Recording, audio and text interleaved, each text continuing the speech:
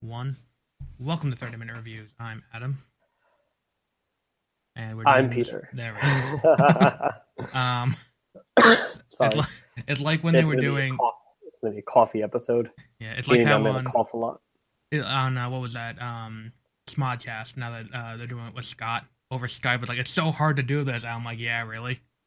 Like They're doing it across different countries too. yeah, well, it's hard to coordinate time. It's just like running it through this.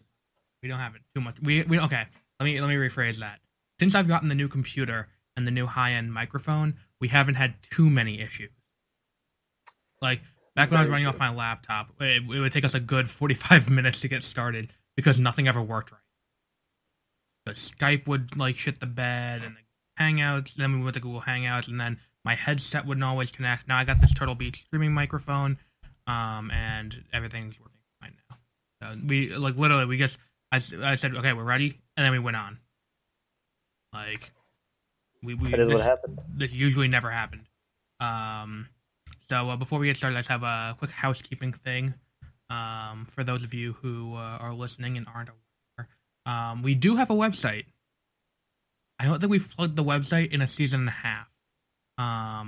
So let me just go ahead and do that. If you go to 30minutereviews.com, we have episode listings, links to the episodes. I have to update that part still. But we will start advertising, not on the show itself, on the website. And while we do that, we will have a link of our affiliates. Is it the number 30 or the word 30? The word 30. The word 30. There's a link, I think, if you're listening to this on Spreaker, which is our server host for the audio, then there should be a link on our profile. But if you're listening to it from an iPhone, if you just take how it's written in the title and just take out all the spaces and put .com, that's the website. And I did put up a review of Guardians of the Galaxy Volume 2 on there. It's a text review, because Peter still hasn't seen the movie. So we haven't been able to do our full beware of spoilers yet.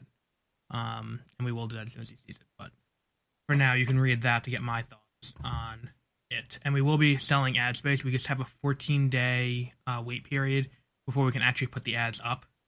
Because I update. It's so stupid. When you join and update the profile, it counts as changing your profile. Mm-hmm. So because of that, it's like all of your advertisers need to be able to read over your changes. But I hadn't applied to be any advertise anyone yet. So like now we have a bunch of people who are like, yeah, go ahead, use our links, and then it's just like we can't put them up yet because we have to wait for the 14-day wait period to be over, which is ridiculous because they read the update already because they're new. So oh well. So yeah, so we will be doing. I'll be trying to update with more frequent posts on there because like if you looked, That's what I was just doing. Yeah, I did the Guardians of the Galaxy Volume 2 review. And I did a review of the game Deformers, which I'm going to talk about on here today. A scathing review. Yeah, because I was not happy with this game. We'll cover that a little bit later. But like, I've never been this pissed off that I bought a video game before, and I've bought a lot of bad video games. And if you listen to the show, you know I bought on release day No Man's Sky for $59.99. You know that I not only bought on release day, but I pre-ordered the Legacy Edition of Call of Duty Infinite Warfare on release day, and that was the best one because you predicted exactly what was going to happen. And then exactly. So that one hurt a little bit more. It hurt my soul a little bit for that to happen. But we're gonna this one's the worst though. This is the worst offender, and I'll explain why toward the end of the show. We have our weekly movie review. Caligula this week. Oh yeah. I thought it was gonna be worse. Like worse as a movie or worse as in the content? Worse as a movie, because like I went in expecting it to basically be hardcore porn. Like it's a pretty solid movie. There's the movie itself is like there's way too much sex stuff in it. There could be a fan. I see a fan edit version of the movie. Now, granted, there are some scenes that are plot heavy, but just have a lot of weird establishing shots of like a vagina and stuff like that. Yes. In the middle of it that you can't quite. Are we reviewing the movie now? Or are we gonna? No. I'm a teaser. It's just a teaser, like, but like, Oh, okay. yeah, because like, but if you cut out a good amount of the sex, do you know why it's so good? I looked it up. Do you know who the Why? original writer was of the original script that got changed up by Malcolm McDowell and a executive producer from Penthouse? It was Gore Vidal, right? Or Yes, something. Yeah, who wrote Ben Hur, the yeah. Academy Award winning That's why it history feels like an epic. epic. Yeah. Also, But yeah, we'll talk about that more later. But as we always do, we have our news stories first. I'm first of all, this is just something that I didn't have the news story, but it's been on a lot on Google News almost every day since it came out. 13 Reasons Why came out on Netflix last month, and we never really addressed that. And apparently, that's a it bit. just looks like Well, a dumb show.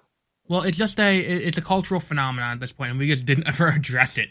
Like we was like, okay, whatever. But I never read the book, but apparently a lot of people have a problem with the fact that they show how the girl killed herself graphically On the show. on the show.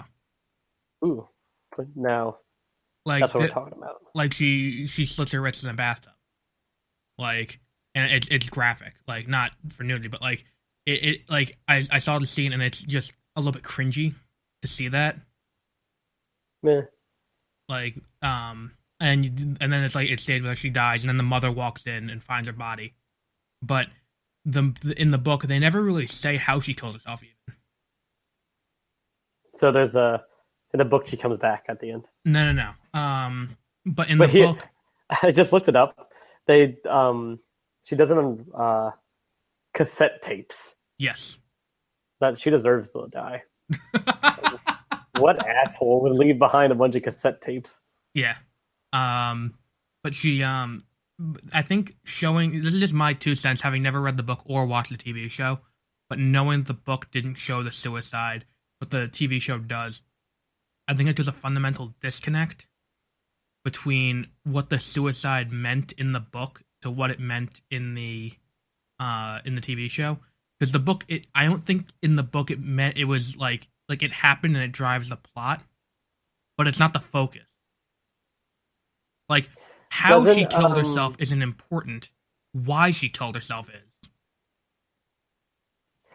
I'm pretty sure it also does a good job of glorifying suicide for Yeah, exactly. for young teens Yeah.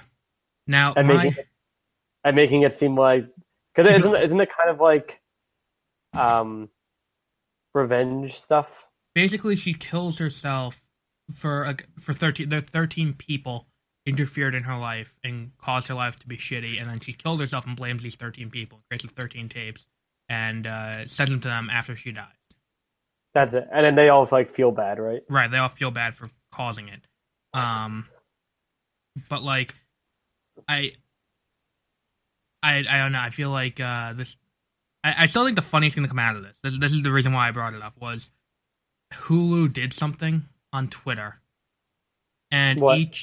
I don't remember what Hulu said. It did something like shy at Netflix or sly at Netflix, and then Netflix tweeted back at Hulu, "This is your tape," which is how each episode starts out. Because like the person saying, "This is your tape," about I kind of like that. That's kind of funny.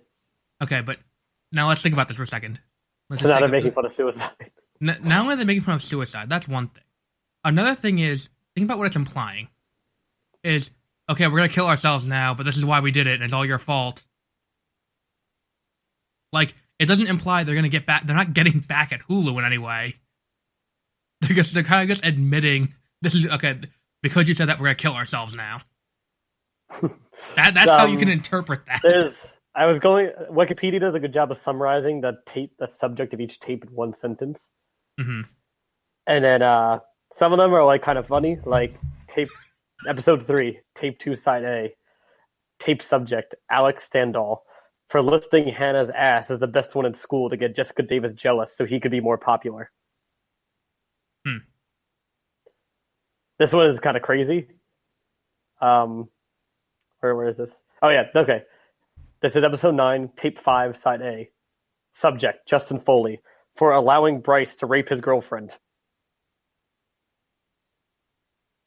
Um, but that has nothing to do with her. I guess she knew. Is I she don't know. friends But with then the Bryce, girlfriend? spoiler alert, even though I've never seen this, Bryce rapes her also. Oh, okay. So I guess they had a serial rapist at the school. Yeah, I guess. I feel like Apparently they kill suicide didn't someone help too. that. Apparently they kill someone too at some Oh yeah, point. okay. That is episode 10, tape 5, side B. Sherry Holland for abandoning Hannah after she crashed her car into a stop sign, which later caused the death of another student. So I guess they knocked over the stop sign. Into see this and this. This is like Final Destination. I think it's like exactly. It's like that The branch best, that was hanging down on Washington Avenue. the That was best, gonna kill someone one day. the best tape is the last one because it sounds like an episode of Always Sunny in Philadelphia because it's the tape subject, Mr. Porter, for not believing Hannah was suicidal. So all I imagine of that is like the episode starts and she goes to her teacher and she's like, I'm suicidal. And he's like, no, you're not. And then the episode's like, Hannah commits suicide. Yeah, I don't want to watch the show. It just seems like I'm not gonna watch it. It just seems like preachy bullshit yeah, that is not actually entertaining. It's I mean, just like faking. the book people, is like, used get in happy. high schools as like reading material. Like classes are forcing to read this book. Like I kind of like that idea of letting people read more modern books that are good, but that's not a modern book that I think is good. I mean, Actually, I don't know, made a book is good. well, here's the thing about reading is it can help provide context for what you're learning. And then we're getting completely off topic here. We don't usually talk about this, but like when I was in a program in high school where they tied together the English class and the history class, so you would read fiction based on the time period you were studying in your history class. Yeah, it's pretty cool. So like we I started did it on out. my history class. So like in ninth grade, we were reading like the Epic of Gilgamesh while learning about ancient civilizations, and then Romeo and Juliet, and we were covering that period. And then in U.S. history, we read the Crucible and that kind of stuff. Raising the Sun when we got to that time period. I think substituting out these things for more recent fiction that will appeal to teenagers isn't written on a good reading level for that. I agree. It doesn't like, really. If you're going to use the Hunger Games no to teach deeper, about dystopias, like, understanding. Like right. with the Crucible, you can go into like the symbolism and then go into the blacklist and like communism and stuff. But like, and it's just written. If you wanted to replace like 1984 with the Hunger Games, that wouldn't work as well because the Hunger Games isn't well written. The main character is too passive for anything to actually happen, which was one of the complaints people had about Rogue One, actually. That the main character doesn't ever actually act, she gets acted upon, which is what happens to Katniss through the majority of the entire trilogy of the Hunger Games.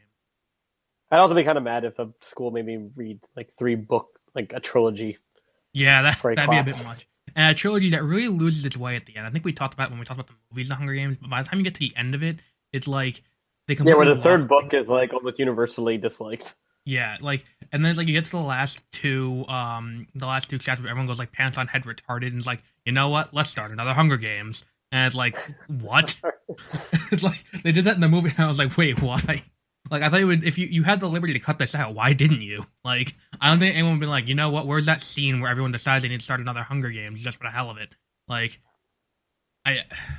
but that wouldn't, like, I think you need to use things that are, like, obviously the Hunger Games does have some roots in like 1984 and that kind of stuff because of the whole, always being watched and the Big Brother aspect of it. But I think you need to read the original. Yeah. I'm telling you, 1984 is that hard to read. Right, exactly. It's a very short book, too. I read it before 10th grade for a reading project. So this week's news, Guardians of the Galaxy Volume 2 came out. So, I can't even do the other story I had because it'll spoil one of the post-credit scenes for you. Darn. So, James Gunn's been talking a lot about what he wanted to do, and he revealed which Fox character he would have used in the trilogy at some point if they had the rights. And that would be Annihilus. What's it I don't called? know who that is. He is a Fantastic Four villain who was discovered because he is the the ruler of the negative zone.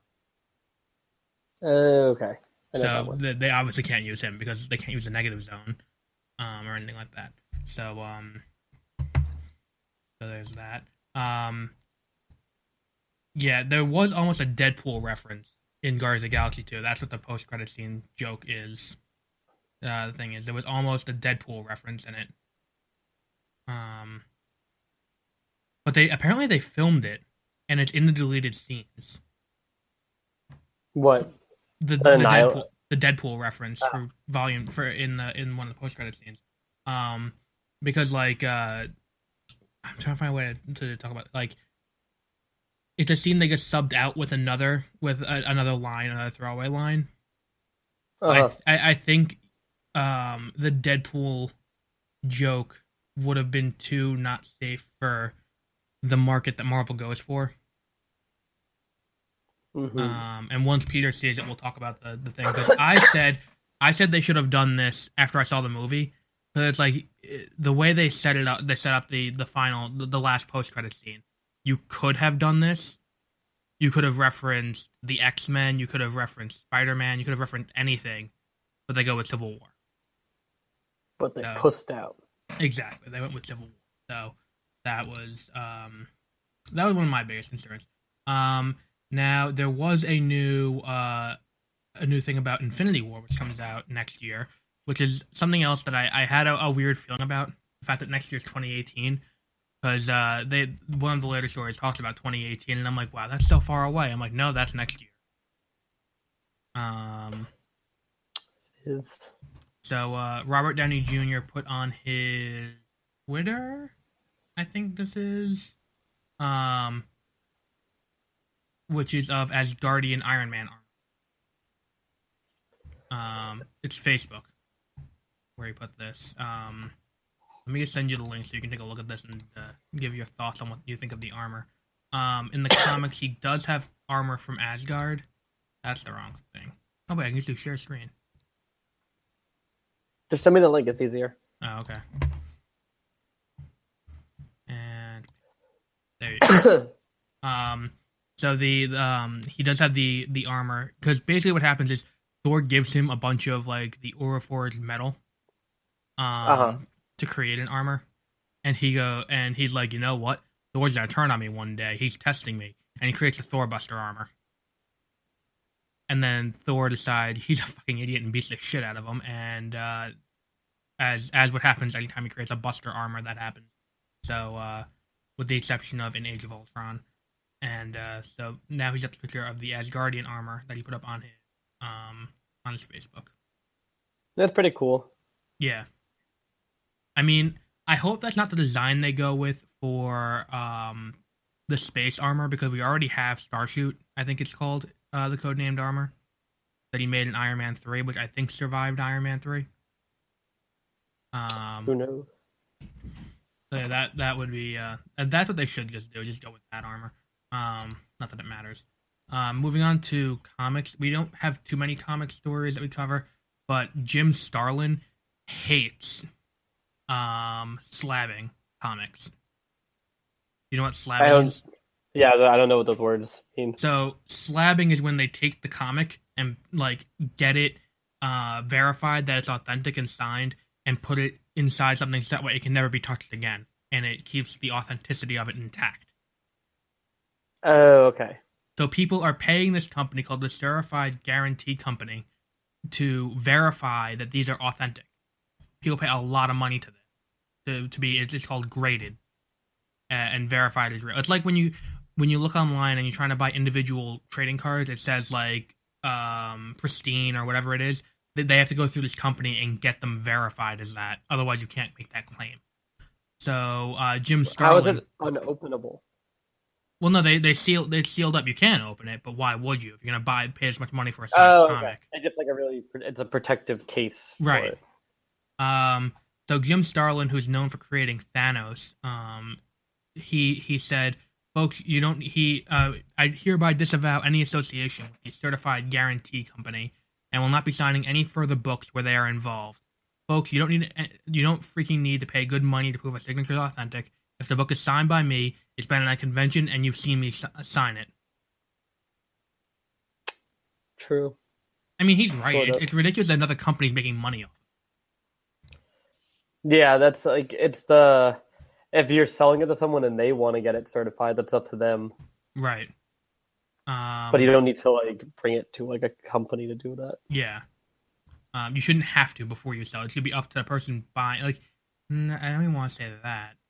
Or you can just Google a signature and be like, "This looks close enough." Yeah, exactly. Like, if I'm going for a personal collection, and it's like, I think if I'm going to show off to people, like, I got Jim Starlin's autograph on a copy of what's it called, Infinity Gauntlet, then I guess I just be like, look, and then someone who's going to come in and go, you know what? I don't think that's actually it. I think someone coming in and looking at it would be like, oh, that's cool.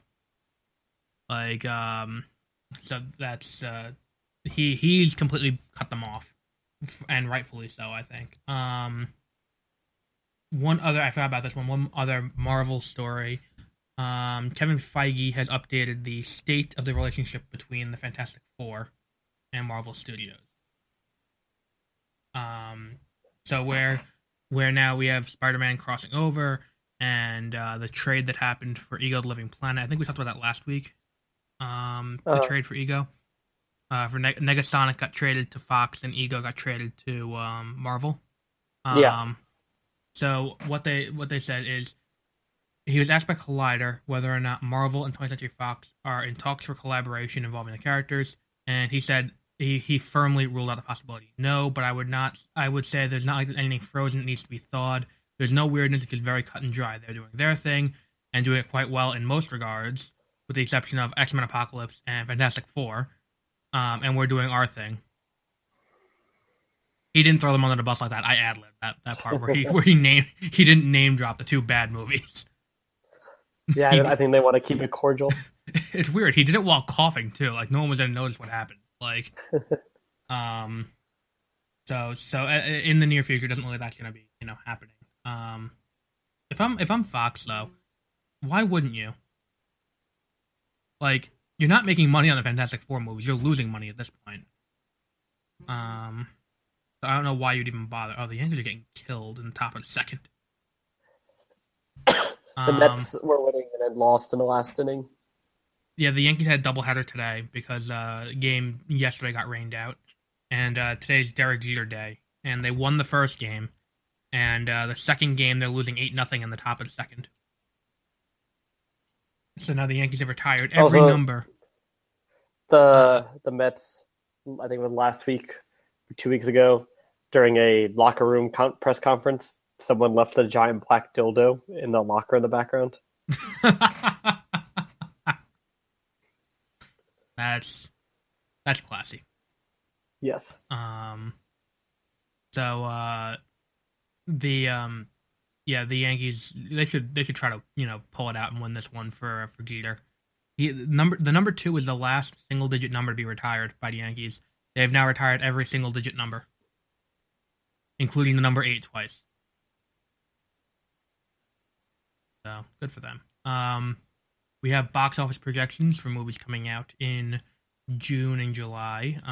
The two big ones that really all we care about, let's be honest, on this show. Wonder Woman is projected to make $65 million opening weekend. So for reference, it'd make it the lowest opening weekend for the DC Extended Universe. I don't remember the numbers of the first 3 movies, but they all made over $100 million. And this would be the lowest superhero movie opening weekend since Captain America: The First Avenger in 2011, which also made $65 million, but not accounting for inflation. Accounting for inflation, it would be, if it opened this year and it did the same box office, it would have made $72 million. Because inflation's not that big of a deal between 2011 and now, but it is bigger. Now the other one is Spider-Man: Homecoming. And Box Office Pro, just for reference for how accurate they are with predicting this, they predicted Guardians of the Galaxy would make $150 million North America opening weekend. They were off.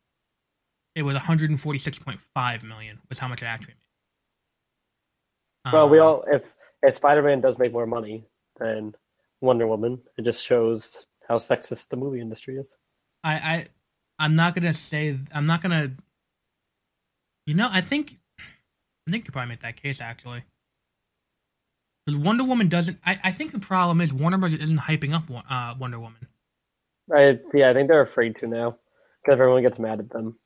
So the next Marvel movie, which is Spider-Man: Homecoming, is going to be opening at 135 million, according to this projection, which would put it at the second highest opening for a Spider-Man movie, just behind the Amazing Spider-Man, the first Spider-Man movie. No. Okay, hang on. That was completely ridiculous the way I said that.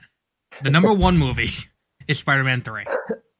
The number two movie is Spider-Man, the first one from 2002. It'd be just behind Spider-Man 3, which made 151 million as opening weekend. Isn't that fucking crazy? That in 2007 it made 151 million dollars its opening weekend. Like, maybe I'm the only one who's amazed by it. But that's a lot of money in 2007. Like, oh wait, never mind. I was wrong. It wouldn't be the lowest since Captain America because the Amazing Spider-Man did come out in 2012. That made 62 million. So it would beat out the Amazing Spider-Man. So they got that going for them. It also would debatably beat out this weekend of Guardians of the Galaxy, which only made 63 million. I'm surprised by that. It's kind of a big drop off, and it's yeah. Guardians of the Galaxy Volume 2 is already the third biggest opening worldwide, and the third biggest movie gross to date worldwide at 630 million. The number one movie is The Fate of the Furious, and the number one movie is Beauty and the Beast at 1.2 billion, and then Fate of the Furious is at 1.1 billion. Guardians of the Galaxy is just behind at 630 million. King Arthur bombed. In case you were curious about that. Yeah, I don't think anyone is surprised by that. $14 million its opening weekend.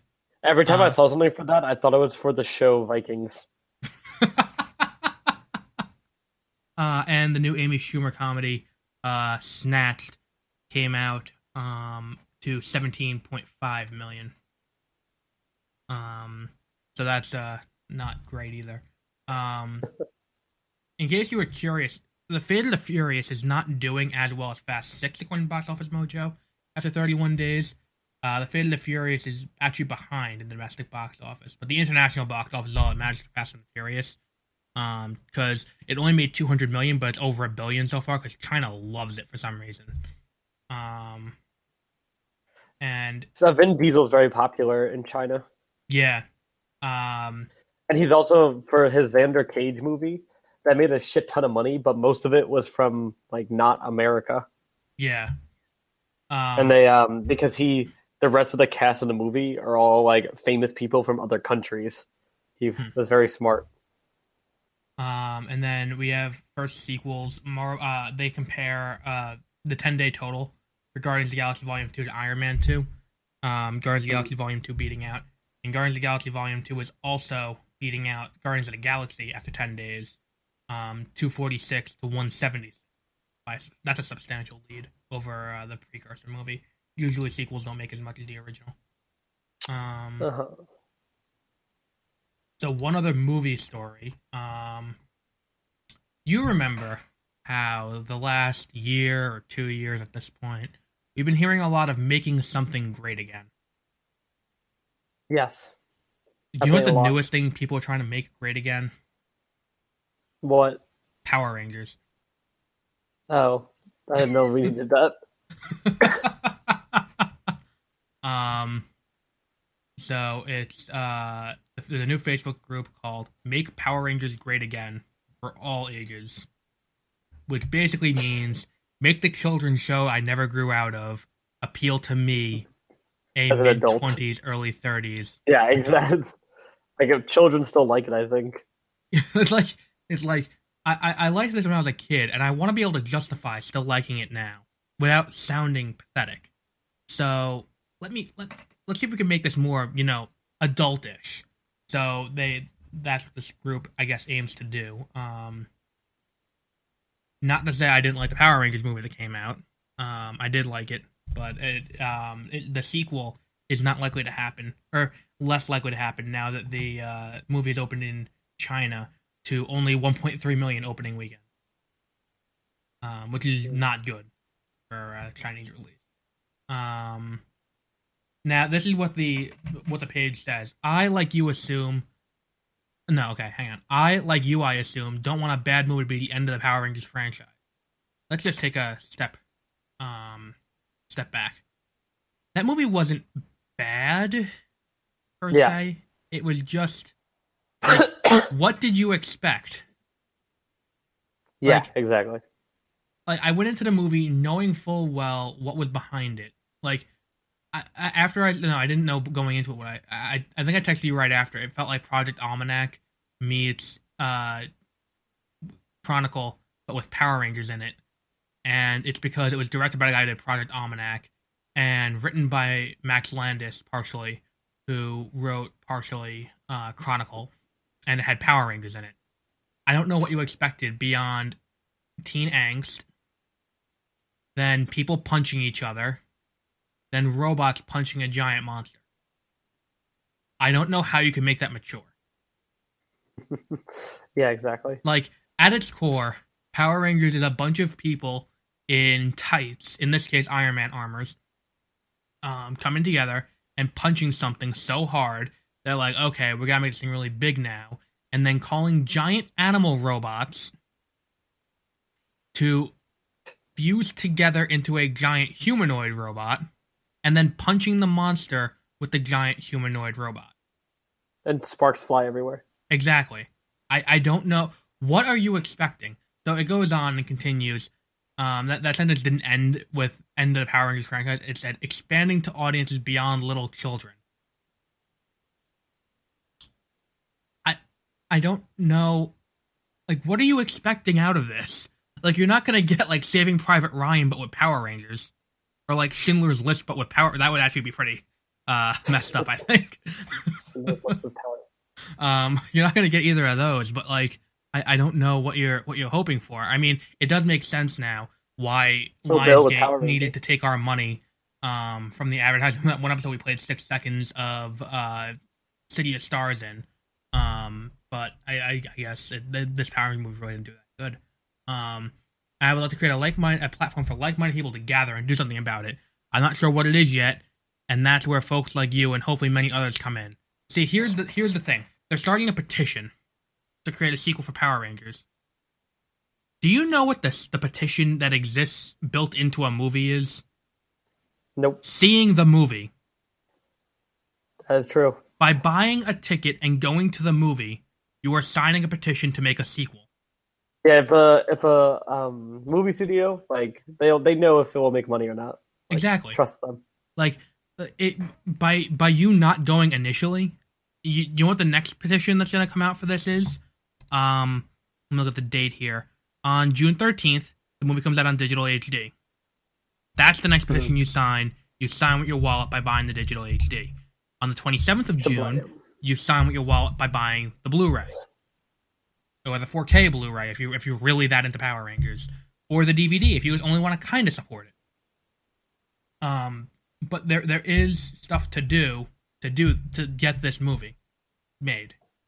Like, besides complain that they're not making it, and then signing a petition saying, because here's what the thing is, when they get the petition, they're like, okay, how many, let's break down this petition and compare that to ticket sales. Because it's easier to sign a petition than it is to go out and see the movie, because you don't have to pay to sign a petition. Yeah. So it's ridiculous. This whole thing is ridiculous. If you make a petition to make a sequel to something, you don't understand how economics works as a concept. I have complete confidence in that. So, just, if you really, really want to help make this movie happen, if you really care that much that you want to see Tommy Oliver and you want to see them adapt Green with Envy as a movie. By the way, I know I was disparaging Power Rangers fans, but the fact that I name dropped the 5-episode arc that they're going to be adapting into a movie that next. Is, yeah. Kind of weird. But yeah, so if you want to see them adapt that, go out, buy the digital HD version of it, buy the Blu-ray, buy whatever you can, buy the toys that no one wanted to buy. that's the other reason why they're not going to make it, because Power Rangers, at its core, like Star Wars, is a 2-hour-long toy commercial. That's why they have versions in the costume, versions half in the costume where their face is exposed, and versions not in the costume, and versions completely in the costume. Then they also have the robots that fuse together, because then you have to buy the robots, you can buy the Megazord, you can buy the Rangers. It's all things that you can buy to tell them you want a sequel. By not buying them, you're telling them not to invest the money in it. But yeah, that's that's all I can really say about that. Personally, I hope to make the sequel, because I don't know. Like, I went into that movie, I was entertained for 2 hours. Like what would you? It's like, what do you expect from this? I still don't understand. Yeah. So yeah. Next, they did reveal the logo for the Bumblebee movie. It's a bumblebee. That's all I have there. We know like a real bumblebee, or like a real bumblebee. Cool. We know who the cover athlete is for Madden 18, and I am sad to say, I cannot wait to watch Rocky IV, but with football, when the greatest of all time dies on the field. If there's one thing we know from Madden, it's the gods that run Madden. They're wrathful. Mm-hmm. Even if you aren't playing, stuff still happens to you. Brett Favre, a picture of his dick ended up on the front page of the paper the year he ended up on the cover of Madden. Let's see. The Madden curse is a very well documented phenomenon. People who had a great season, then the next year have a bad season. To be fair, it could also be because if you end up on the cover of Madden, it means you had a really good year. Then the next year, that whole off season, everyone knows how to beat you. And then, but that's not the point. We know it's the Madden gods. So when you put Tom Brady, a 40-year-old quarterback with a history of injury, on the cover of Madden, the greatest of all time. The edition is the greatest of all time edition, the GOAT edition. And do you really not expect him to not die or career-ending injury at the minimum? Like, I don't think he'll survive the season at this point. I personally, and this is not coming as a Giants fan, this is coming as, someone who watched football last year, Ezekiel Elliott should have been the cover athlete. Because, Tom Brady's good, and Tom Brady did have a great season, but people forget those first 4 games Tom Brady didn't play, and the Patriots still went 3-1. And the Patriots were down to their third-string quarterback for one of those games. And Ezekiel Elliott played consistently well. And everyone points to Dak Prescott as being the major point in the Cowboys lineup. That's not true. Without the solid running game from Ezekiel Elliott, they would not have been as good. Yeah, and also whenever... As evidenced by the fact that the Giants beat them twice. Well, yeah, whenever there was pressure on Dak Prescott, he fell apart and shit himself on the field. Exactly. The Giants shut down Ezekiel Elliott, and they couldn't run, and the Cowboys just collapsed in those games, and that's why the Cowboys lost in the playoffs. Ezekiel Elliott is the most valuable player in the league, I think, not Tom Brady, especially at 40. That's not to say Tom Brady's not one of the great. I do think Tom Brady actually is one of the greatest players of all time. If not, I don't think he's the greatest. I think he's he's in the top 5. But yeah, I'm still gonna buy Madden anyways, and I have no impact on me buying it. I've never seen a cover athlete and be like, yeah, I'll skip this one. But yeah, Tom Brady will be the cover athlete for the new game. E3 is right around the corner at this point. We're only a little under a month away. You hyped for E3? Not particularly. Video games don't really do it for me anymore. I'll eventually play maybe some of them. Right. I love video games. So E3 is my favorite. Christmas. It's my favorite time of year. No, Christmas is like Christmas, and I have money to buy the video games they announced at E3. Okay, well, I did have a story about E3 and when Nintendo was going to have their conference, which they announced today, or announced within the last few days. Unfortunately, comicbook.com is not working right now, so I do not have that information on. The big E3 announcement, according to a report, is a huge game people have been waiting 15 years for. Could be shown at E3 this year, but will not be coming out this year. It'll be coming out in 2018. That game, Kingdom Hearts 3.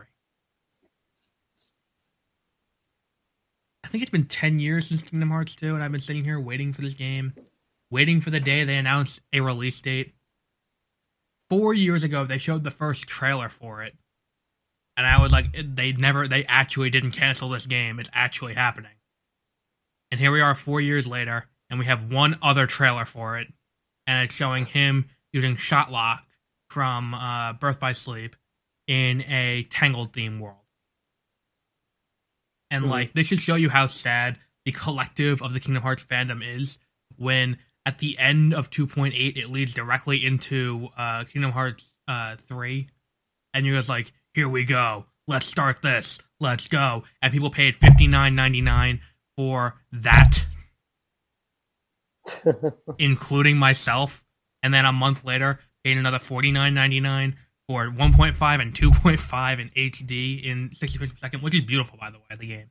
But I bought those two games, 1.5 and 2.5, for the PS3. Then I bought them again a year later.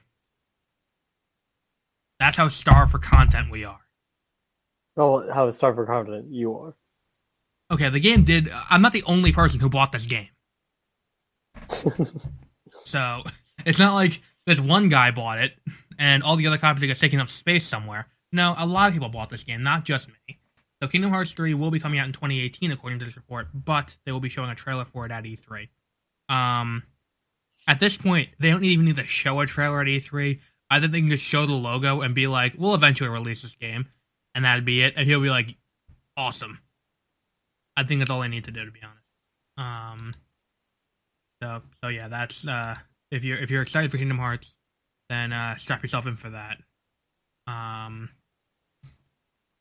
This game Blockhood looks pretty fun. I'm gonna buy it. I think not today, obviously I don't have money, but eventually I'll buy it. And anyway, on to this week's review. Caligula. I thought of a good tagline for Caligula. What? You'll laugh, you'll cry, you'll masturbate. Caligula. I think we said before, it's not a bad movie. It's just a weird movie. It's a very intense movie. This is the first time I watched all the way through because of past attempts of trying to watch it. Like it's over 2.5 hours. It's 2.5 hours long. Yeah, I didn't know that. And I would like watch it at night and then like fall asleep. So this is the first time I like watched it. It sounds weird when you say it's a porno. Like, I try to watch it at night, but I keep falling asleep. It's like, it's not a bad movie. I keep saying it's not a bad movie. I think if Stanley Kubrick directed this movie, it would have done well. I think the problem was the production by Penthouse. This is a really weird connection that happened today that is kind of crazy that it did. Okay, so I was listening to the podcast Team Tiger Awesome, which is Nick Mundy's podcast, and Hal Rudnick was a guest star on it. And one of the other co-hosts, the first improv show he ever saw was by Hal Rudnick a long time ago. And Hal Rudnick used to do a Bob Guccione impression, who's the owner of Penthouse and the executive producer / second director of Caligula. He was the one who rewrote the script with Malcolm McDowell, who actually did a very good job acting in this movie. Which the actors in this movie are good. Like him Peter and the guy O'Toole, who plays Tiberius is also good. Peter O'Toole, yeah. Helen Mirren is good. The sister is good. Yeah. Well, the sister actually is a porn. Everyone. Yes, they cast a real actress at first, but then she was uncomfortable with the constant state of nudity, and so they were like, "You're out." Well, I think the fact that you had to show your asshole for about 85% of the movie was a little bit of a... Right. It's a lot of on-screen assholes. Yes. Even Malcolm McDowell, something I never thought I would see is Malcolm McDowell's asshole. Yet I have to live with this now. Literally, there's like, whenever people talk about, now when people talk, if anyone ever says, oh, like Game of Thrones is so graphic, and I'm like, shut up, pussy. Like, yeah, exactly. Watch Caligula. Like, this movie was released in a movie theater. I think it was cut to hell in the movie theater. It depends on the movie theater because It's got still Bob banned in like Guccione. 7 countries. This movie. Yes, it is. Bob Guccione was very smart, and he refused to let the MPAA see the movie before he released it. Oh, So it it was definitely just would have been a hard X. This movie. yeah, that's because he said that X rating was demeaning. So he just released it as unrated, Hmm. which you could do back then. I don't know if you can still do it now. You can do it on home video release. I don't know if you can do it as.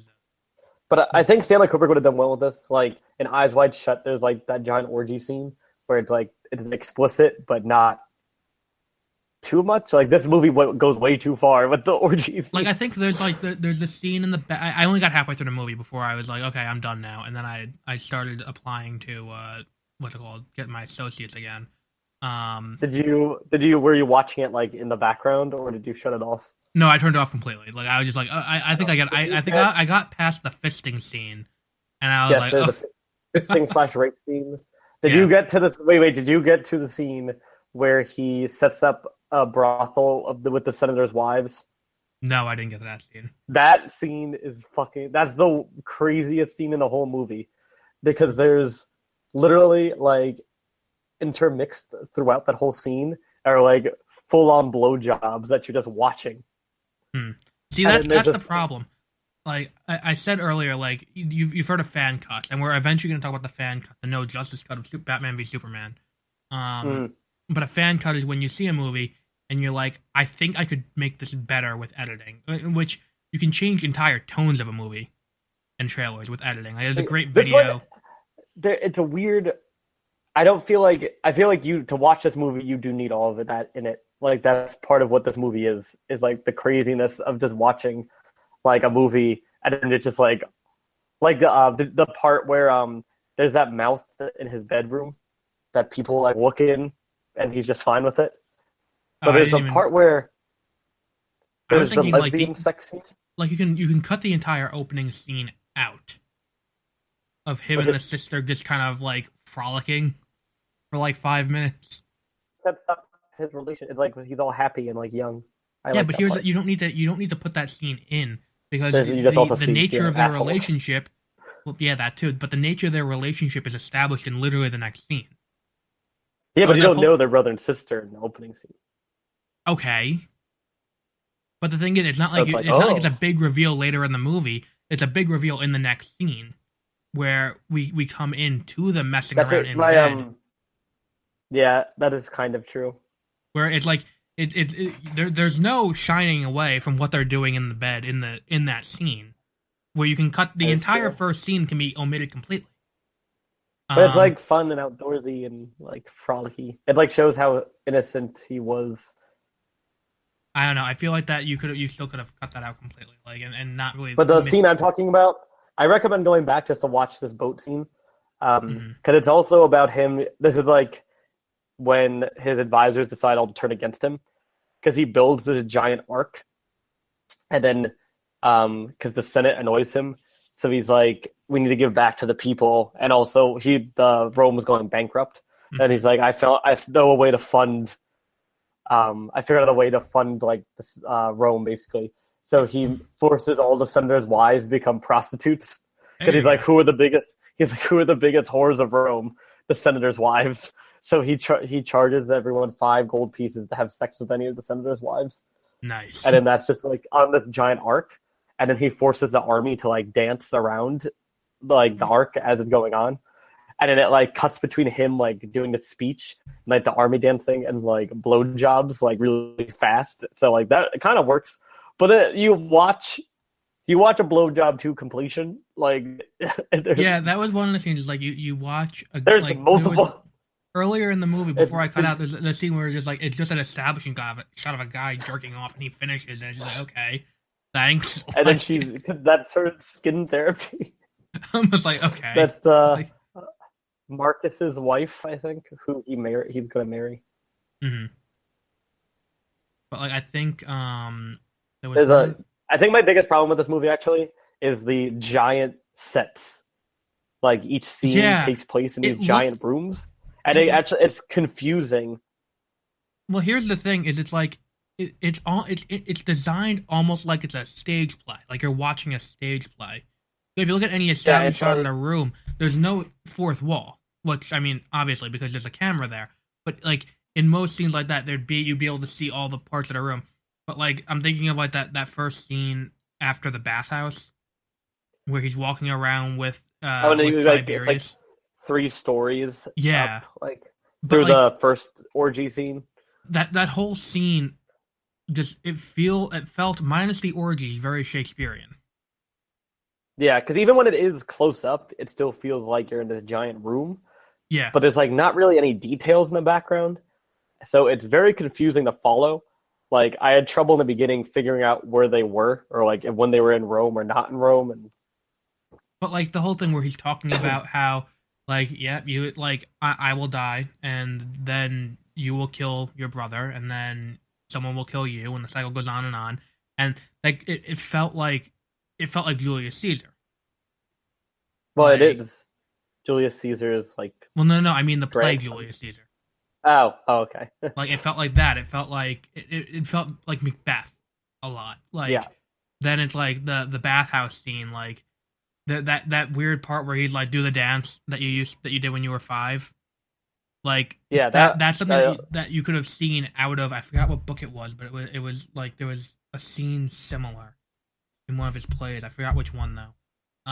But like the whole thing is written very much like a play, but without the iambic pentameter to how they're delivering. And it's a lot more just hardcore sex. Well, yeah, that too. Like I'm trying to avoid talking about that because there's only so much like you can do, but like that's the problem if you're gonna do a fan edit, is there's no way to cut the establishing shots of like that's the problem. It's a lot of just nudity. There's not just nudity. Yeah, it's not just the nudity. It's just like it's. That's why I feel like you would ruin the movie, because part of this movie is those scenes. No, I mean if you cut that out, they would ruin it in its current state. If you remade this movie, it could be remade in a good way. And there are good like quotes, like the writing, the dialogue. It's it is well written. And the I only wish issue more you saw more of a transition of him going insane, right? Because it's more of like a snap of like between scenes that he's just. Well, to be fair, crazy. I can't really want to talk about a symbolism in a porno, but I think the ring is what it is. Like we see like Tiberius has gone mad with power, and like that's how that whole scene in that weird orgy is. And then he puts the ring on, and then it's almost like the ring has like what's that thing from The Hobbit, the gold envy or whatever the hell it's called. Oh, okay. When Dragon's the disease. Ring takes over. Yeah, where it's it gets kind of like once you have the power, and now it's just gonna run you. Yeah, and the theme of the movie is supposed to be absolute power corrupts absolutely. Right. The quote in the beginning, I think. Yeah. But then the other theme, the original theme that Gore Vidal was writing was that Caligula was born evil, and that he was like always evil. But then they changed it to about the power changed him. But like I don't understand. Like this is like there's a really good movie underneath. Like you can see it. Like the actors care. Yeah. Like it's weird. Well, they didn't know. No one knew that Bob Guccione was going to do that. Because they finished filming the movie, and then the sets were still up. So then he went in like at night with a bunch of porn stars and just filmed porn, and then just edited. Those are for the establishing shots, but like even in the scenes with Malcolm McDowell, he had to have known his asshole was on camera. That is true. Like, well, he was fine with it in the Clockwork Orange. He does nude scenes. That's true. I forgot about that. But like, yeah. So he's going to do it for the art. Well, that's the thing is, I think like this is like if you but you never see him fully aroused. Did you ever hear Ashton Kutcher? When he like remember that speech he gave where he's like, you never turn down a role because like you don't know where it's gonna bring you next. You never turn down a job. No job is too small.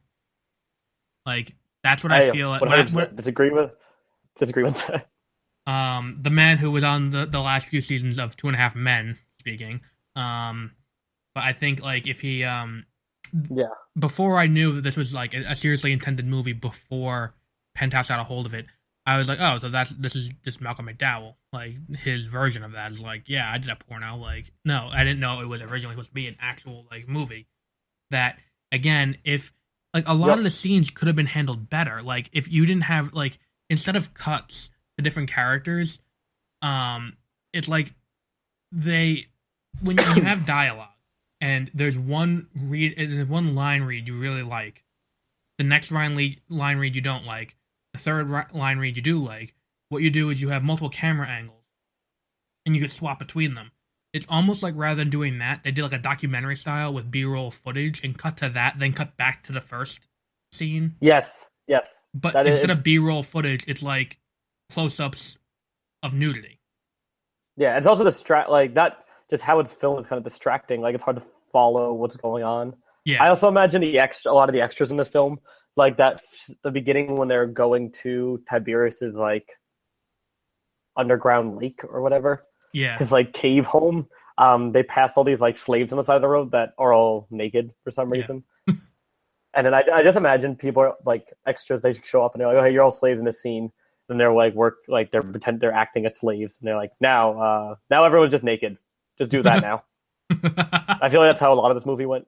Or like the guard that drank too much wine. Yeah, who got impaired? Yeah. And then they like tie his dick like in a noose. But like that serves no purpose going forward. Like because like they do that and then they do the funnel to make him drink more wine, and then they like 5 minutes later they slit his stomach open. Like so what did tying his dick have to do with anything? Like yeah, exactly. I think it was just like to set the tone of the movie. That's what I'm thinking the first scene was. That would have been a weird, also just like background. Like okay, like you're like imagine you're an extra, and then and you're in a guard uniform. Then you're like, oh, you're gonna be one that like drank too much wine. Like oh now, cool, I'm gonna have other actor. I'm moving up in the world. I'm a bigger extra this time. Yeah. Like, okay, role. Get the shoelace. You gotta tie his dick. Wait, what? Yeah. You're gonna get your dick tied up on screen, so get ready. But Peter O'Toole is gonna stab you, so you can talk about that. Yeah. Apparently, in the original script, there was like over 10 homosexual sex scenes, only one, but with Caligula, and only one straight sex scene with his sister. And then Bob Guccione was just like, "What the fuck is this gay shit?" And then he was like, "No." It's like what's it called? Do you ever see the American Dad episode where they find the plane that crashed that had one of the no, I haven't. It was one of the writers of the Fast and Furious, and they find the script of Fast and Furious 7, and they read it and they're like, "There's so much gay porn in here between The Rock and Vin Diesel," and it's like, they're like, "Okay, here's what we're gonna do. We're gonna cut it all out, and we're gonna bring this script to the studio, and we'll be rich." So they bring it in, and the studio's like, "Where's all the gay porn?" and they're like, "What do you mean?" It's like, this is an authentic script. He puts all the gay porn in. Then we film the movie as is, cut the gay porn out, and show the version with the gay porn in it in France. And it's like, it's like, yeah, that's what this movie felt like a little bit. Like, it. I do think that this is a movie. I don't ever advocate for remakes. I don't like remakes as a thing. But there are two movies that I think should be remade. One is this one. Yeah, but this could be a good like Paul Thomas Anderson, or with a good hand. Like even the fisting scene could have been handled better. It's gratuitous. Yeah, because he shoves his fists into a vat of like lard. Yeah, there is a better way to handle that scene than just the way they did. And without showing the guy. I felt like the only reason they didn't actually show someone getting fisted is because it was Malcolm McDowell. Yeah, and if they're like, you know what, could have redone it a different way. Yeah, they definitely would have just shown straight up. Oh, do you want to know what happens at the end?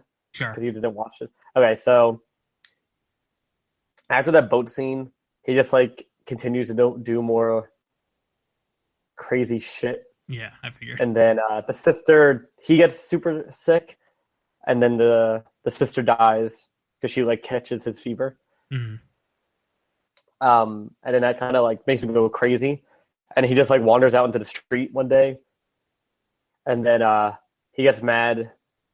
Oh, because the street performers put on a show about him fucking his sister and like making fun of her being dead, and he like gets mad about it, and then like the street performers beat him up because they don't know who he is.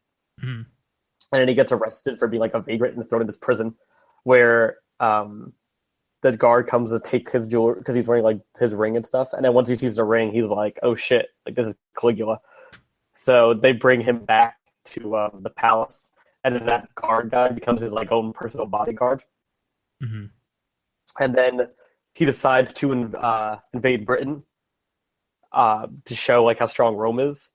So then they go to like this lake, and you can see the other side. And then they're like, "Okay, where do you want to go now?" And he's like, "Go attack Britain." And they're like, "That's not Britain. Like we're like only an hour outside of Rome." And he's like, and they're like, "No," and he's like, "No, that's Britain." And he's like, "Are you questioning like your emperor?" He's like, "Go." And he's like, "Well, just take all that papyrus, and we'll just say we stole it from Britain." So then so he also took the army's uniforms away, so they're just all naked. Of course. That's just another thing that happened. Yeah. So then they go and chop down a bunch of papyrus, and he's like, "People of Rome, I brought you papyrus from Britain." It also goes into like populist movement a little bit, like it's a good critique of the populist movement because he shits all over the Senate and the army, and all the people of Rome. By the way, I want to point out this is the deepest thematic dive we've done into a movie in the 4 years of this show, and it's a movie produced by Penthouse. And it's largely a porno. It's not largely. It just has the elements of a porno. It just is. Yeah. But, so then, because the people of Rome, like an empire, all love Caligula, but the Senate, like, hates him because he, like, just basically gets rid of the Senate. And he just does whatever he wants. The army hates him because he's just kind of belittling them. So then they kind of hatch a scheme. Oh, also, the best name of this movie is that guy with the weird thing on his head because his name is Longinus. Yes, I love that guy's name. I was like, what the fuck kind of name is that? It doesn't beat, what's that movie? Which we should do at some point. Not Holy Grail. No, was it Holy Grail? Or Left for Brian. Yeah, the one with biggest dickus. I think that's Life of Brian. Yeah. Oh yeah, it has to be because it's set in Rome because it's set around the time of Jesus. Jesus. Yeah. So then he's holding. Oh yeah, he wants to hold like. Oh, he also when his sister dies, he makes it a law that for like a month that if anyone laughs, they get beheaded.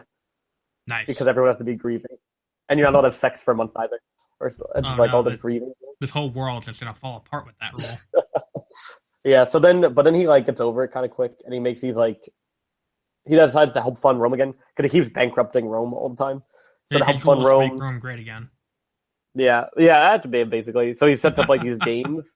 So they're preparing for the games, and it's this very long, drawn out shot, which reminded me a lot of Stanley Kubrick films.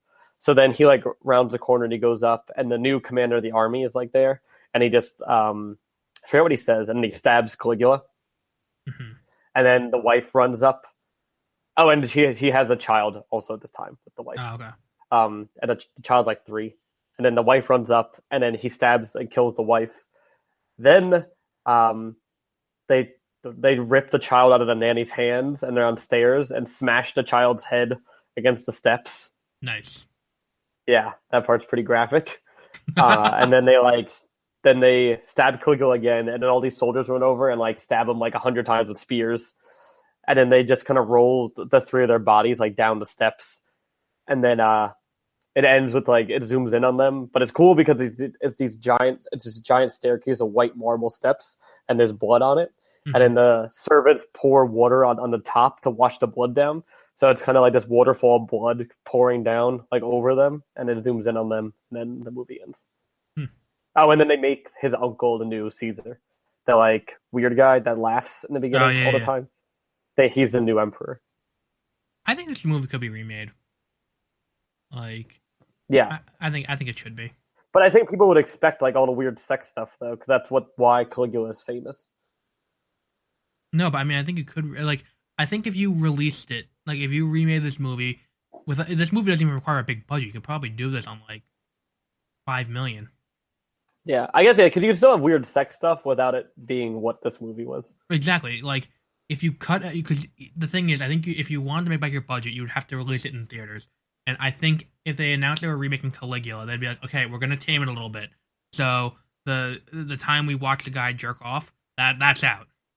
Like, Yeah, like you can just imply that her skin cream is made of semen.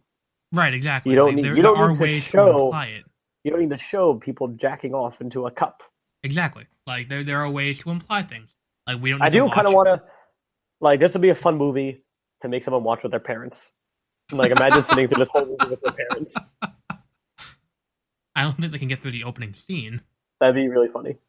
Also, my new life goal is I think I'm gonna like take like as a older grad student take like the fall off and become a substitute teacher real quick in history. I think that would be easy to do. Then the first day of my you have to job, have education. Well, I don't know if it's different in Washington, but in New York, I'll you just have to have some background in education. You can't just walk into a school with a bachelor's like, "Sup, faggots? I'm the teacher now." Like, I'll have my master's at that point, so oh yeah, I that's think true. it'll work out. So then, first day, walk in for my history class, screen Caligula. No. Here's your required watching. Here's what we're watching today in Like- class. Caligula, and then, but it's like Step into a middle school. Like, Yeah, like a sixth grade actually, class. maybe I might get in trouble for that if I show Yeah, you think? straight up. And I would do it to a high school because then I can't. No, even charge, then you would like, get in trouble because it is literally straight up porn. It's This is what happened in Caligula's time. But yeah, so how would you rate this movie? This is also the most we've actually talked about a movie. No, La La Land we did a lot of. It's an interesting movie. That's why. Yeah, exactly. We didn't get to rip it apart. I also, I also like just want to imagine you like sitting down watching Caligula, and like in just a random scene, like someone from your family just like walks in while you're watching Caligula. Just like you put it up on the TV. Like I have this huge TV in the living room. I just turn it on, sit down, get ready to watch, and then it's like someone you just keep walking through the scene. It's like, what are you watching? Like, Yeah, this would be a fun movie, like to get high and watch it, or just. This would be a good sitcom movie to use for a scene like that. Yes. This is a movie I could see them referencing on the Goldbergs. Like, Oh yeah, it did come out in 1979. Because like they could go like I think the plot for that episode could be like Barry finds out about this movie. That's like, no, it's a real movie. Like it's got actual actors in it. Like, but there's so much like porn in it. And he makes the family watch Caligula together. Yeah, exactly. Like. I think the thing is a lot of the things in the Goldbergs are grounded in what actually happened in Adam Goldberg's life, but it'd be a fun episode. That'd be a funny episode. There's a lot you can play off of, like the grandfather's like, "What's wrong with this?" kind of attitude. I think everyone would be like, "What's wrong with?" Oh no. Like he's fine with watching this. He'd be like a lot of times his reactions remind me more of like Creed, how Creed would react on The Office. Mm-hmm. Like the episode where Phyllis hits Flash and he's just like, I don't understand what the problem with this is.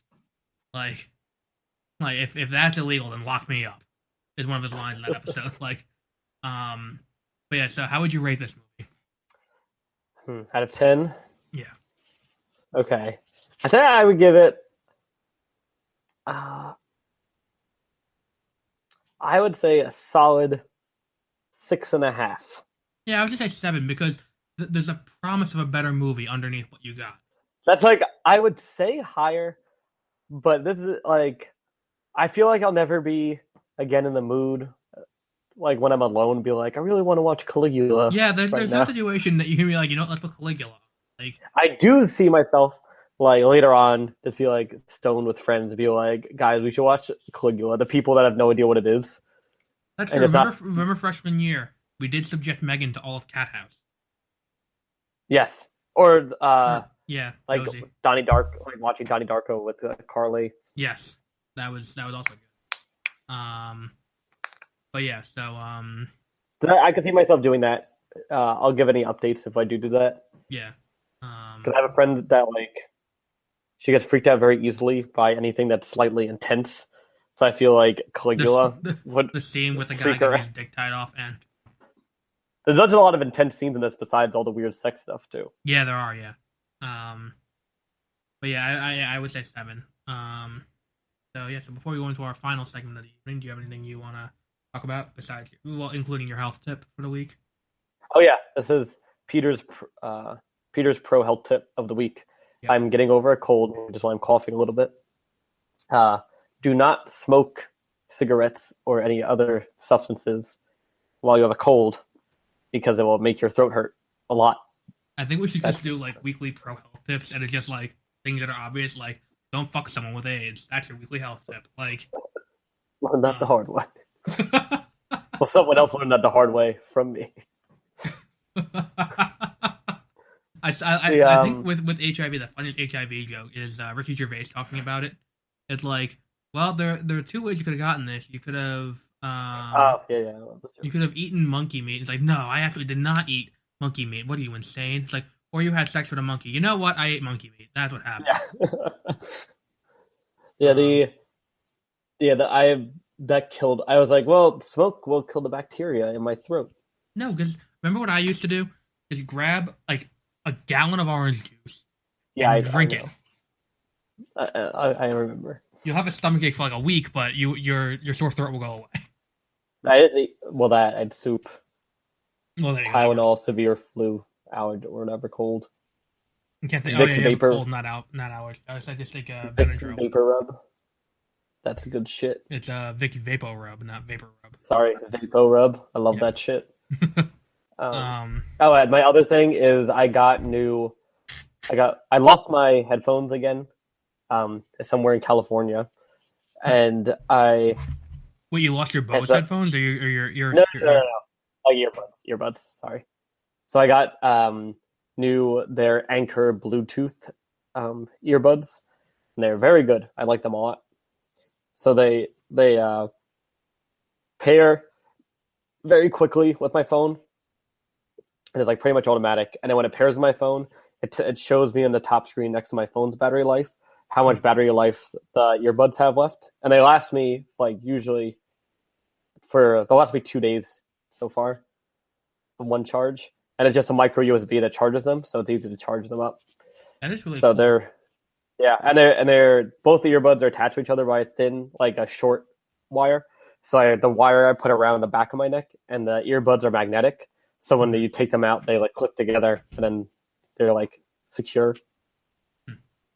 But they were on sale on Amazon. Headphones.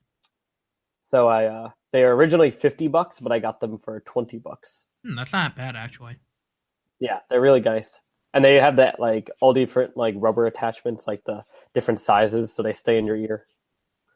Yeah, I never invest in headphones because I go through them like they're you go through like bi-weekly headphones. So I have this very high-end microphone, and I have like $10 earbuds from Walmart hooked into them. Yep. Because I don't need anything higher quality than that. Like, what am I gonna do with like a $400 pair of headphones? I like my Bose. They're not $400 though.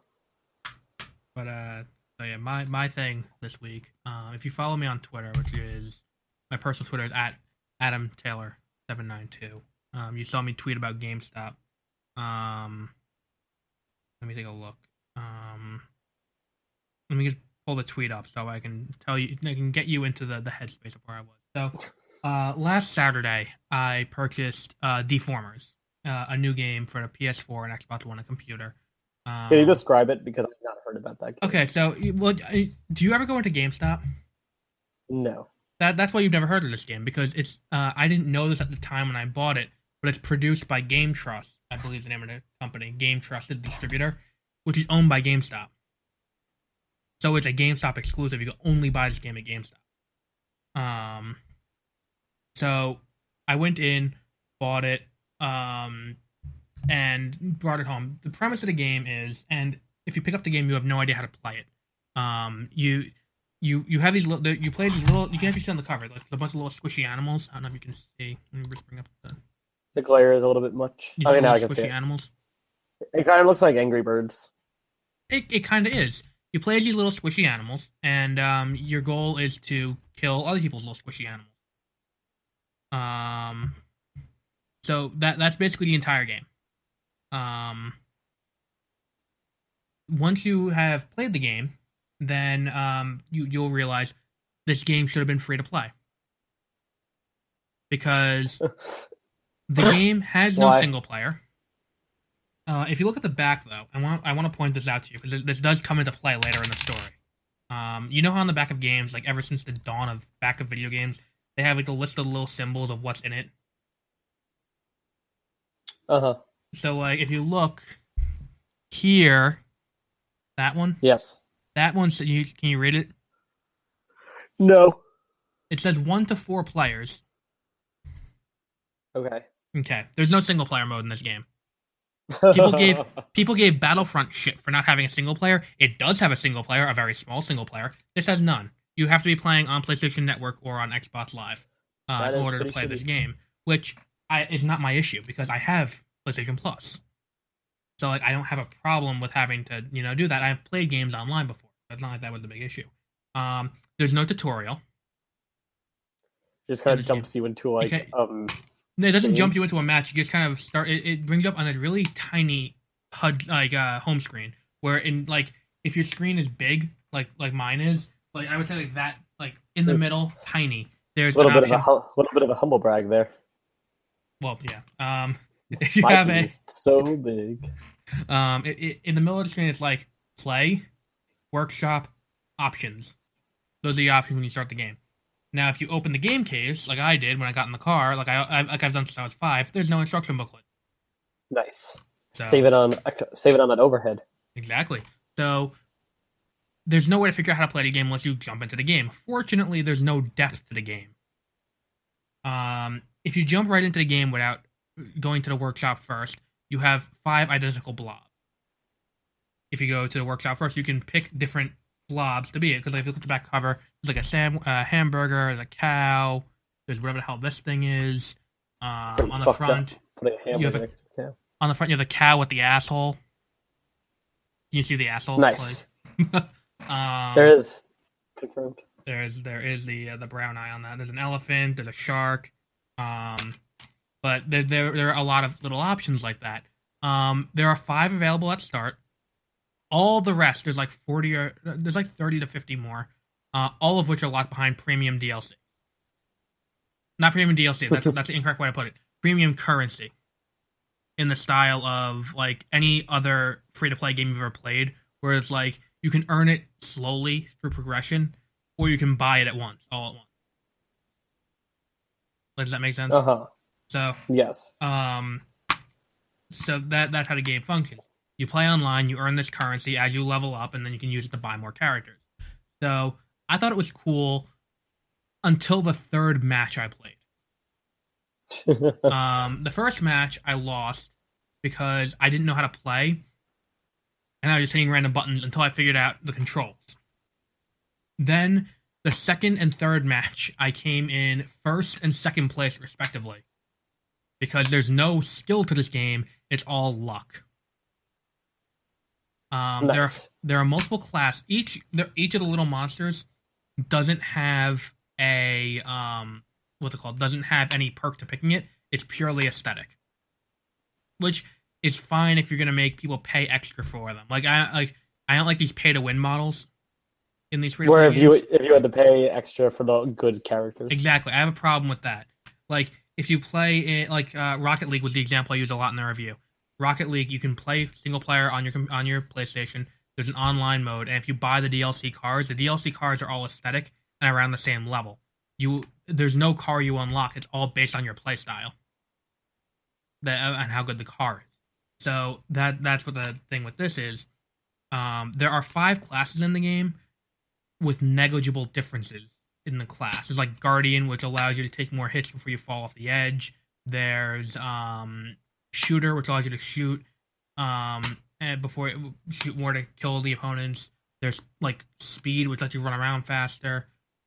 There's Balanced, and then there's one like Punchy or something like that. We can punch people hard. So, based on what I just told you about the classes, what do you think the objective of your average deathmatch or team deathmatch is? Can you repeat that? It so, froze at the end after you said classes. Oh, so after I told you, you caught what the 5 classes are, right? No, that's the part I did not get. Okay, so there are 5 classes. There's Guardian, which allows you to take more hits before you die. Oh, okay, never mind. You told me that part. Okay, so based on the 5 classes, what do you think the the objective of a team deathmatch or a deathmatch. To knock people out. You would think that. That's not the case, though. You see, a lot of things around the arena are destructible, including the people. Your goal is to destroy as many people and objects as possible so they drop food that you eat. You have to collect as much food as you can. Nowhere in this game is this objective explained to you.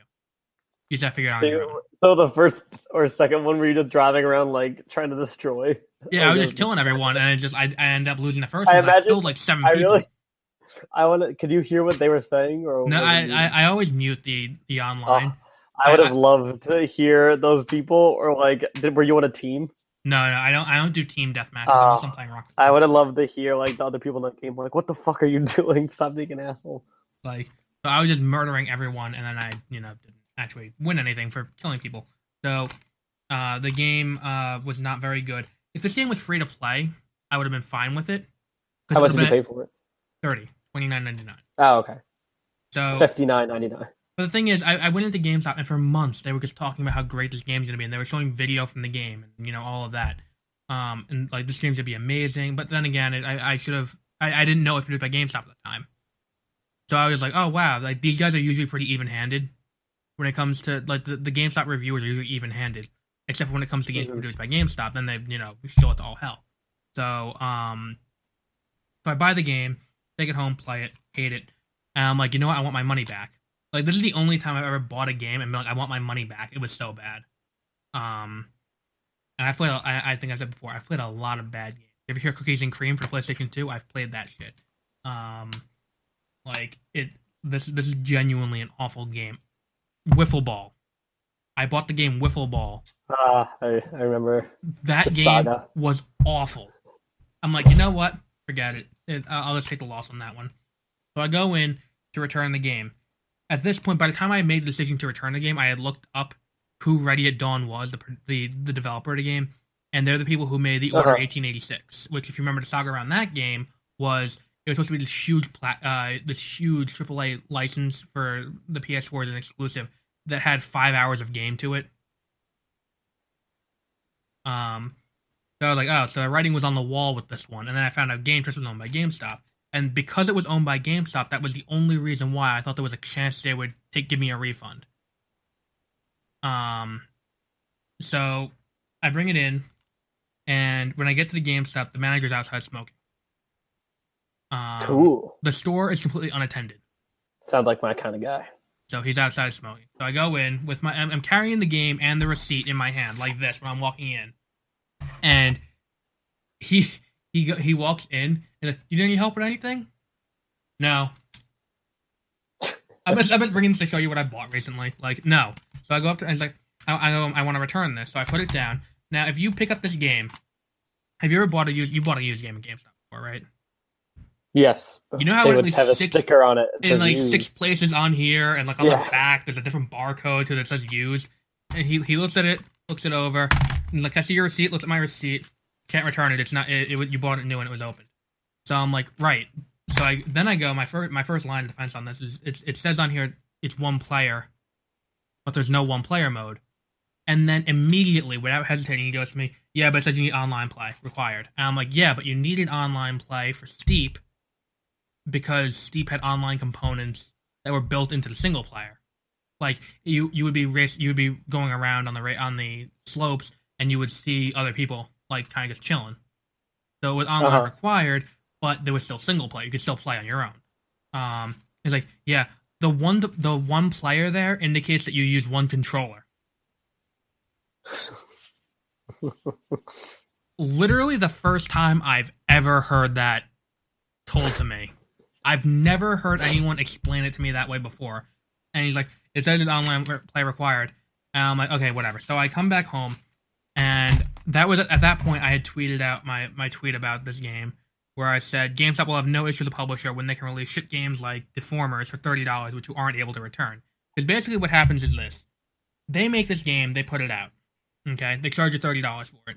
You take it home, you open it, you play it, you don't like it, you go to return it, and they tell you, oh, well, you can't return it. You can sell it back to us for $5, which then they sell at $20 used. That's ridiculous. It's like, yeah, we'll give you $5 for it. How about that? Yeah. So that's and there's the problem. Now, the other issue is, do you know the rationale why you can't return an opened game at GameStop? No. It's no longer considered new if it's not in the case. If it's not sealed, if it's not, like, it's still in the case. It's not sealed. There's no plastic around it. Which is why I present to you Exhibit A, a game I bought at the same GameStop a few months earlier. I bought Luigi's Mansion Dark Moon. Do you recognize this case from somewhere? This is the shelf case. Oh. That they opened up and had the game hidden behind the counter. They left the case on the shelf like this. That's where the giant new sticker on it. When you buy a game that has the plastic on it, the sticker's on the outside. So you rip the plastic off, the sticker's not there anymore. Here, the sticker's still on the case because this was a display case. And they had to open it. It was open. So how is this a new game? How do I know that you didn't buy? Someone didn't sell this game back to you for $5 or $3.50, whatever it is, and then you sold me this for $20? This sounds like we need to contact the ACLU. I wouldn't say the ACLU. Like, I don't know what the Civil Liberties is going to do about this. I think this is more of something that could be investigated as what's it called? Fraud. Because it's ridiculous that I can't return this one because it was opened, but yet this game I bought open. Because if you look, there's no, like, my dad's like, oh, well, how did I know you didn't? They usually put a sticker over it. If, like, that's what they do for used games. To know if you open it, they put a big sticker over the entrance that you have to cut through with a scissor or like a knife or a pen or something. But there's no sticker. There's no residue to indicate. So I could bring this in. And yes. I could have never have opened this game. And you should do that. You should do that. Just a test. Like, go buy another one, so it's not like a month later, like a few days. I went in, bought this, and I could have come back in within that period and come in with this game and said, hi, I want to return this. I never opened it. But they would have been like, oh, it's open. Exactly. There's no case. Or when they're giving it to you, you'd be like, that's used. It's already opened. Like, that happened to me with FIFA, but I didn't think anything of it because I got it for like $2 less. I bought FIFA 16 for the Xbox One because they had it on clearance for like $10. So I brought it up there, and he handed me a used copy instead. Yeah. So I got to use it, but it was $8. But like I was like, oh, okay, not a big deal then. But, you and the Sonichu guy should team up to fight GameStop. Yeah, I'm not gonna do that. I emailed GameStop though right after this incident, and that was Wednesday, and they still have not emailed me back. And it's been. What were your talking points? I said I bought this game, and I told them like I've bought so many bad games in the past. I'm not one to return games if I don't like them. Like I said, I bought Infinite Warfare, the Legacy Edition. I was burned by that. I was burned by Steep. I was burned by No Man's Sky. This game is awful. Like, and because this game is produced by GameStop, it's ridiculous that I can't return it. GameStop.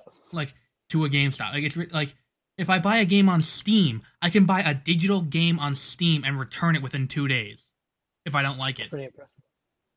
But I'm just stuck with like that happened. I bought Civilization 4 and for $20, and then it wouldn't load properly, so I issued a refund, and they're like, "Oh, okay, no problem." Yep. It was back in my account the same day. The money. Like I don't understand. Like, but that my big problem is not even that they won't take the game back, but my problem is I didn't even realize I had this problem until I looked over on my desk today when I sat down to do the podcast, and I saw this. And there was 8 copies of Deformers. It's just multiplying, spite me. No, I saw actually if that was my problem, I wouldn't have an issue because if 8 copies showed up, I would make back my money plus $10. If I sold back 8 for $5, I would have gotten 40 back. And I only paid 30, so I make a profit on that. So you know what? If that wants to happen, then that's fine.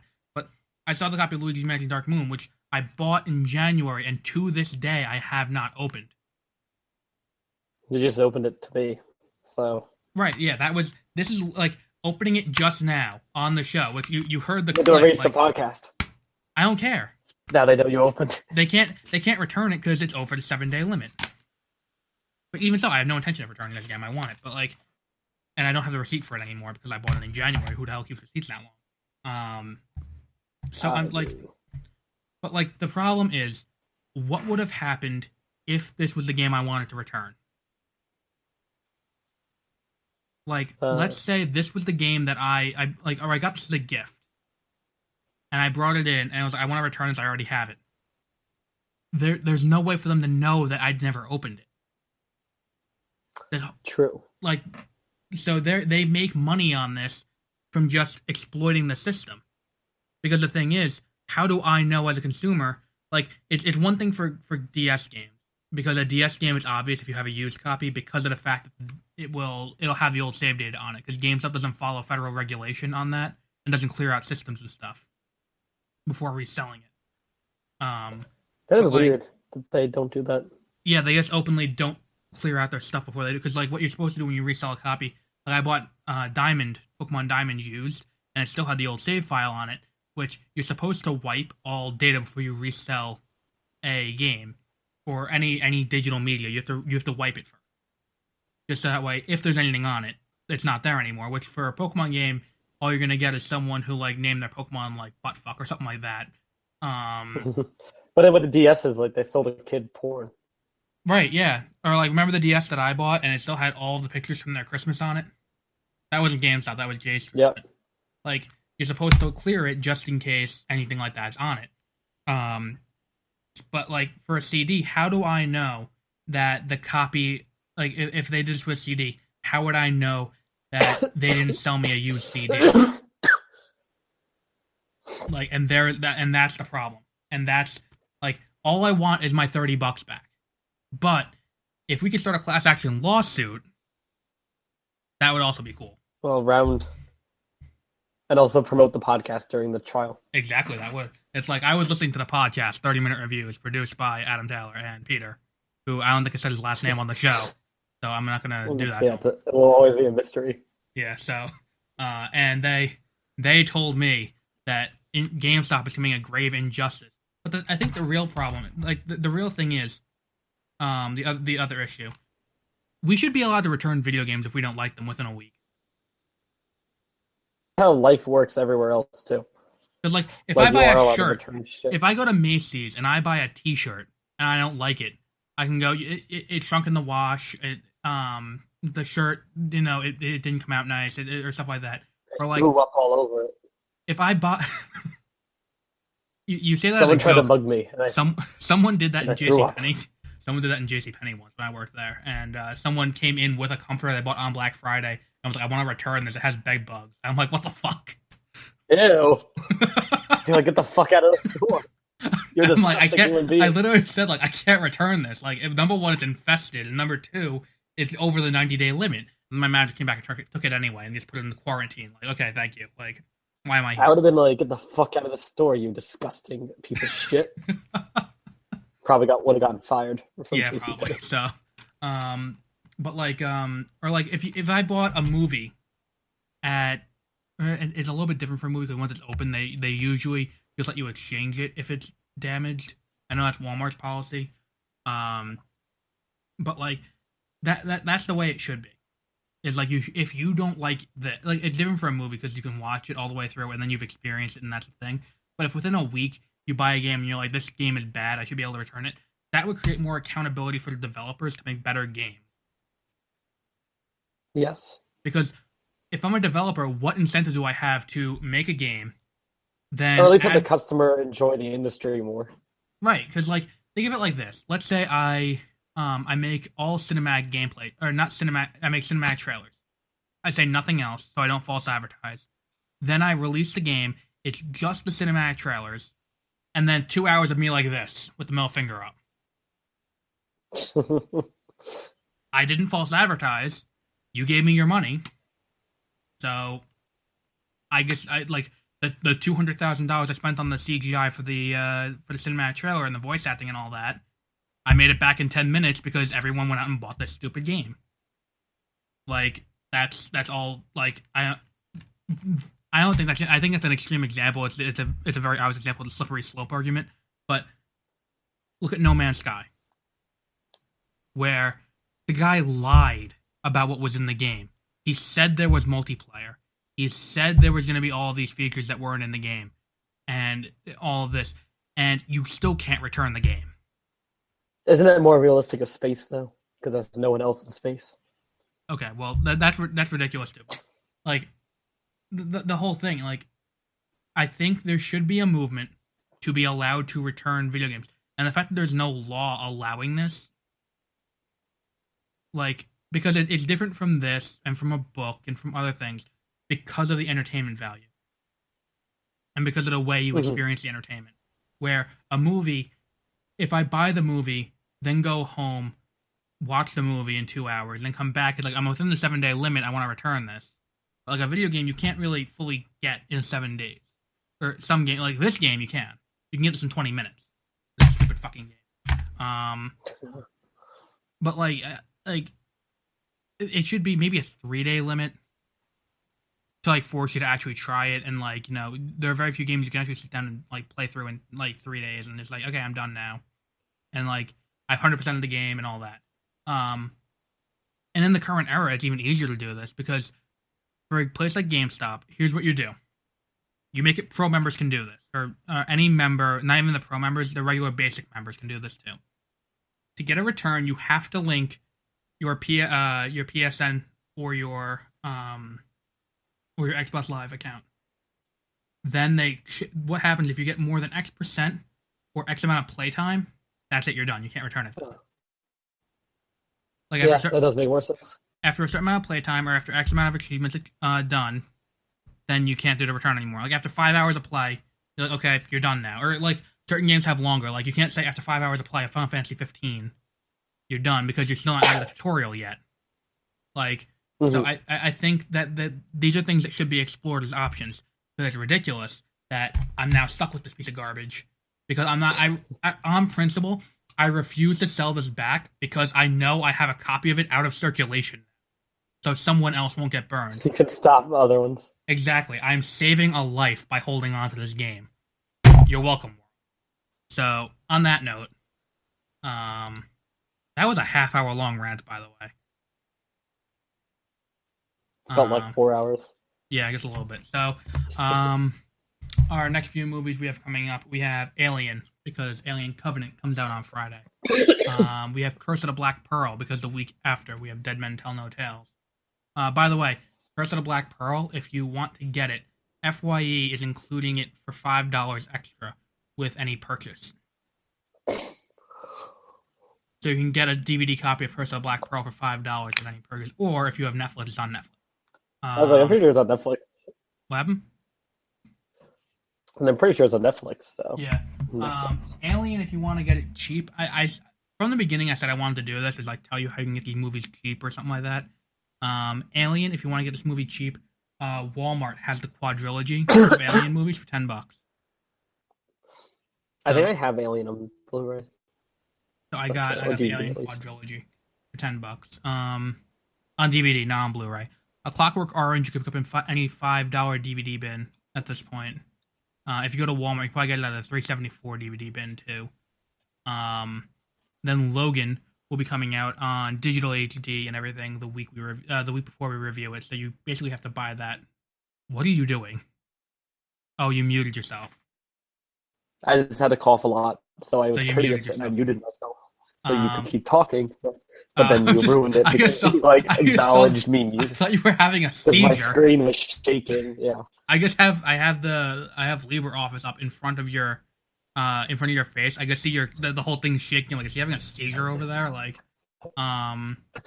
that'd be cool if I had a seizure on the podcast. That'd also be extreme. That'd be ironic too. Why? If I was the one that ended up having a seizure. There are unfounded accusations that I do have epilepsy, which are I don't know if accusation is the right term, but there are unfounded claims that I have epilepsy. I don't know exactly where this came from either. To this day, I don't know what diagnosed you. If you do have a seizure one day, it would probably be one of the best news of my life. One of the greatest moments ever. Um, so then we have Logan, which you will be able to buy physically. I think it's pretty cheap too to buy. So you can do that. Then after Logan, we have our first old movie. Oh no! Logan. After that, we have The Mummy. Which again, I bought the Mummy trilogy for $20 at Walmart on Blu-ray. So if you want to get The Mummy, you can do that. Wait, what's our first old movie? Our first old movie is, didn't I have that somewhere? Oh yeah, that's right after The Mummy, Youngblood Hawk. Oh yeah, that's when after I chose that weird French like silent film or something. Which you can buy from. I kind of want to learn French. I might do that.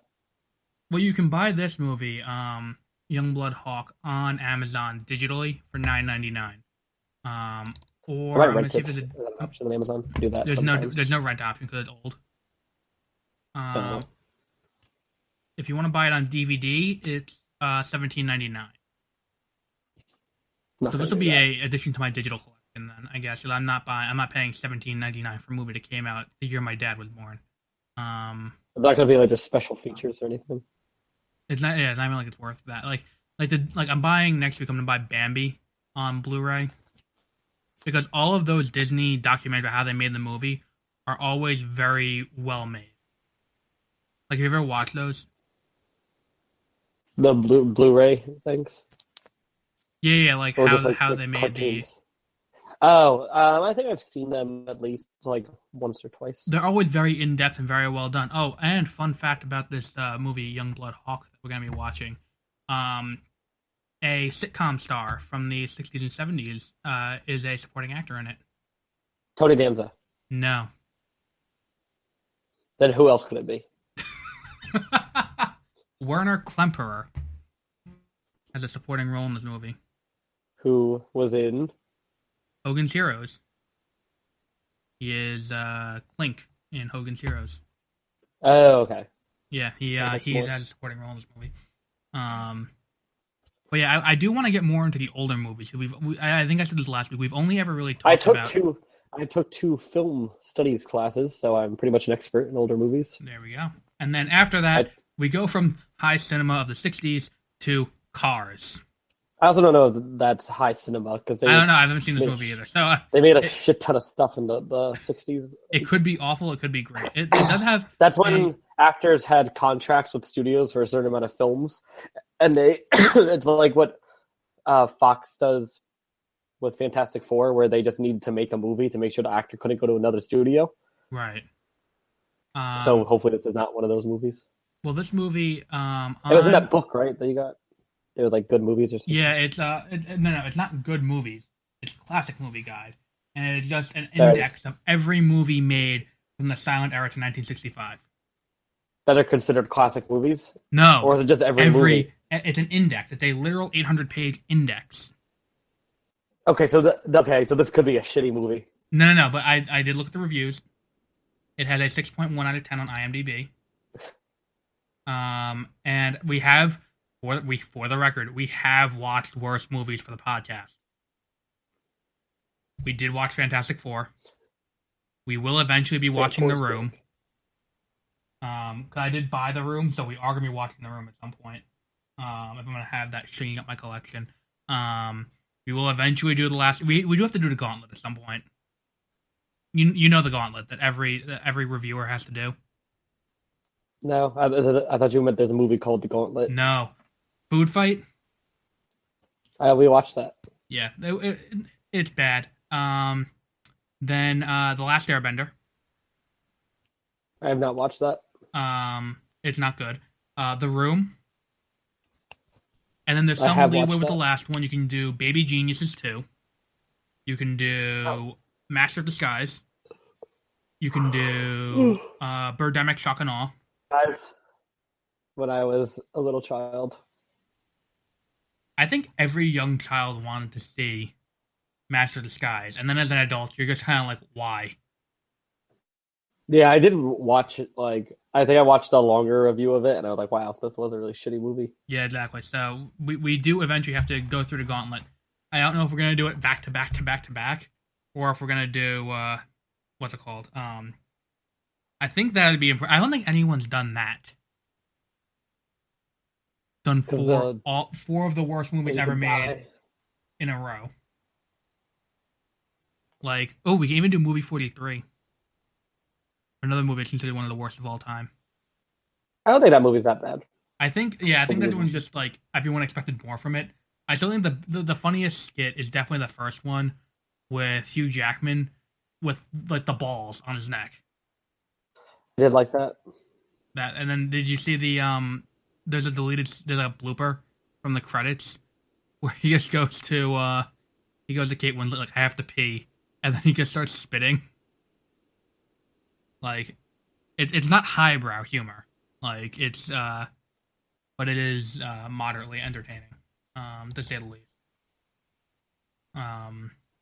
We do eventually have to do movies like that, though. We do have to cover really bad movies. But we'll figure that out in the future. So for next week, the required reading, if you will.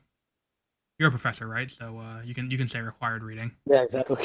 So the required reading for next class is Alien, which actually, you know what? We're actually ending off this season on a very strong note. If you think so, we have Alien, which is one of the greatest science fiction movies of all time. Curse of the Black Pearl, which is also a great movie, in its own right. Clockwork Orange, which is one of the greatest movies of all time. Logan, which is the best movie of the last 2 years, hands down, with the exception of Moonlight. And Hacksaw Ridge. Then The Mummy, which is a revisit of the classic monster movie thing. Then we get into Cars, which is how you don't make a movie. So really, we could just call this like a film class, and we can just kind of like, pretend we're professors, but we're not going to do that. So we will be back next week with Alien, which I still have not watched ever to this day. Very good. Yeah, I do have. I'm not big on horror, so I don't know why I went surprised. We'll be back with that next week. See you.